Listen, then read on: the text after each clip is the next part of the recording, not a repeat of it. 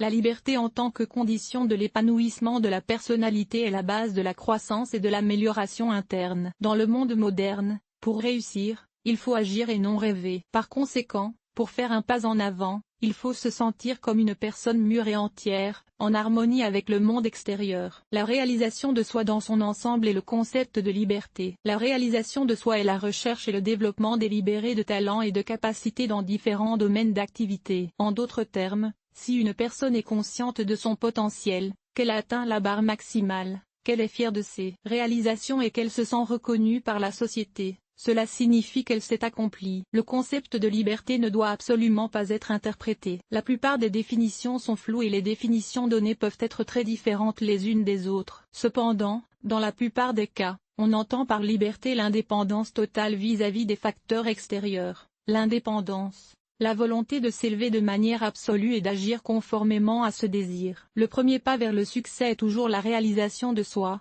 qui est impossible sans un sentiment de liberté intérieure comme condition de sa propre réalisation. Les concepts de liberté et de réalisation de soi sont donc étroitement liés. On entend souvent l'expression « la liberté est le but de la réalisation de soi » de la part des formateurs en développement personnel. Cela montre que ces deux concepts sont étroitement liés. Comprendre la liberté dans le monde moderne. Il y a quelques siècles, la liberté était un rêve inaccessible pour la plupart des gens. Dans la plupart des pays européens, l'esclavage avait des serfs en Russie. Le serf n'avait pas de droits, mais seulement des obligations, l'exécution de la volonté du peuple auquel il appartenait. Il est logique que les esclaves n'aient pas eu à penser au développement et à la réalisation de soi à l'époque. Aujourd'hui, après l'abolition du servage et de l'esclavage, les gens ont le droit de déterminer leur propre destin et d'être libres, mais seulement dans le cadre de ce qui est autorisé par la société. Les sociologues ont coutume de dire que la liberté absolue n'existe pas. Il y aura toujours des barrières pour les gens, qu'il s'agisse d'interdictions établies par la société ou non,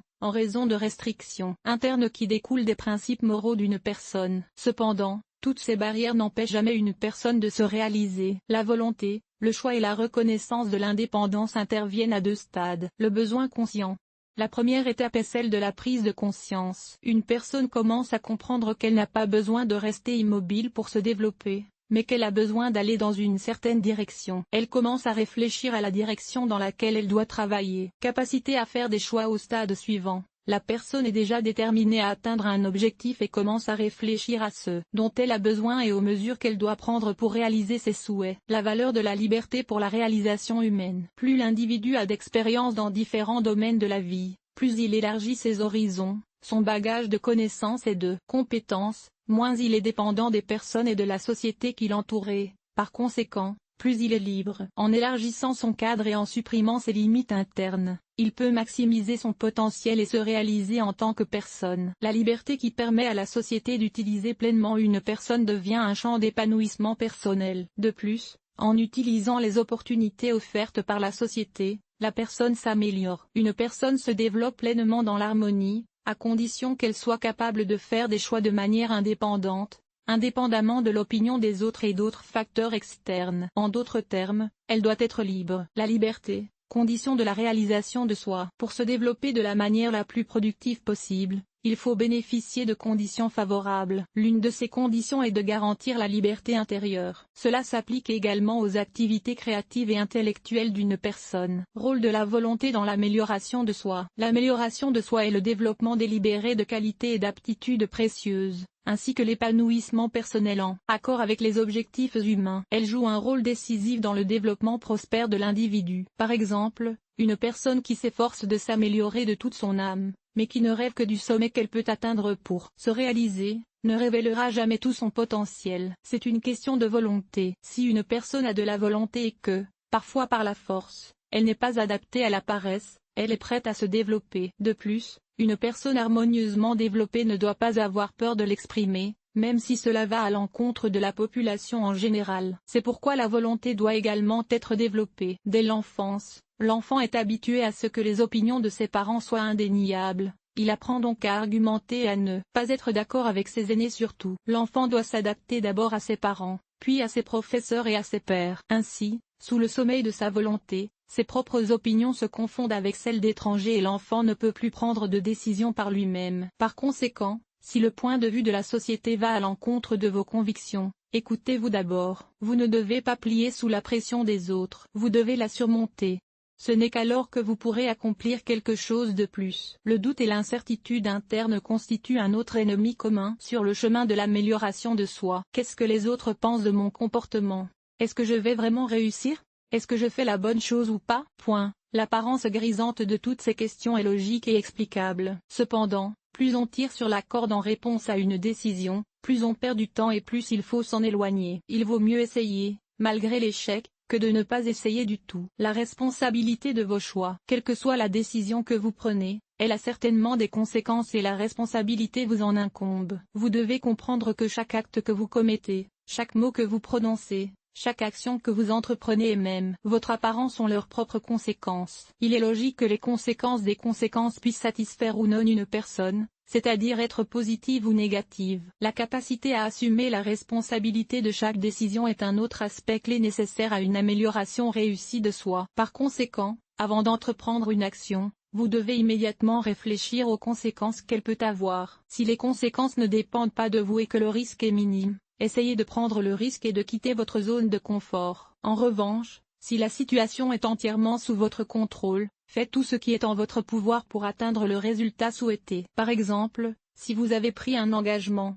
tenez-le. Seule la personne qui est pleinement consciente des conséquences de ses actes et qui assume la responsabilité de ses décisions peut être considérée comme une personne en phase avec la réalisation de soi. Conseil. Déterminez vos objectifs. Réfléchissez à ce que vous voulez faire à l'avenir afin de ne pas tout prendre à la suite et de ne pas jeter au milieu le travail que vous avez commencé. Mettez l'accent sur un domaine de votre vie. Commencez par des objectifs plus modestes, puis passez à des réalisations de plus en plus importantes. Par exemple, pour commencer, faites de l'exercice le matin ou inscrivez-vous dans une salle de sport. Réfléchissez à votre plan d'action. Il sera probablement un peu flou au début, mais il se précisera lorsque vous le mettrez en œuvre. En le suivant, vous imaginerez ce que vous êtes en train de faire et ce que vous devez faire pour cela. Soyez moralement prêt. Le laboratoire vous aidera à surmonter toutes les peurs et les doutes concernant votre avenir, les barrières intérieures, à vous protéger des pressions extérieures et à prendre conscience que vous êtes seul responsable de votre vie. Une fois de plus, renforcez votre foi en votre réussite. Comprenez que vous êtes le seul à pouvoir forger votre propre bonheur. Commencez à agir. Le plus difficile est de faire le premier pas. Ensuite, tout va se dérégler. Préparez-vous à ce que ce ne soit pas facile au début, mais vous vous habituerez bientôt aux changements que vous avez opérés dans votre vie. Demandez à votre parent de vous soutenir. Des situations compliquées peuvent survenir dans le parcours de chacun, dont il est difficile de se sortir sans l'aide et le soutien de ses proches. Si vous ne savez pas quoi faire et que vous baissez complètement les bras, contactez vos proches. Élargissez votre cercle de communication. Dans le processus d'amélioration de soi, vous trouverez de nouvelles connaissances et de nouveaux amis. Essayez de mieux les reconnaître, ils vous diront et vous apprendront des choses que vous ne saviez pas. Les nouvelles personnes vous offrent de nouveaux sentiments et de nouvelles connaissances, qui vous aideront à vous améliorer et à vous développer davantage. N'abandonnez pas. Pour obtenir quelque chose, il faut travailler dur et donner le maximum d'efforts. Par conséquent, n'abandonnez pas votre main si vous ne réussissez pas du premier coup. Il vaut mieux essayer à nouveau. Ne vous arrêtez pas là. L'expression générale dit qu'il n'y a pas de limite à la perfection. Si vous avez atteint ce que vous aviez prévu d'atteindre la première fois, fixez-vous un nouvel objectif. Croyez en vous et vous réussirez. Sans liberté de caractère, l'épanouissement personnel est impossible. Pour que la révélation de cette possibilité soit facile et réussie, vous devez suivre les conseils simples ci-dessus. L'essentiel est de commencer à agir dès maintenant, plutôt que de tout remettre à plus tard. Cet article vous a-t-il aidé? Note 4. 8.5. 4. 8.5. Évaluation.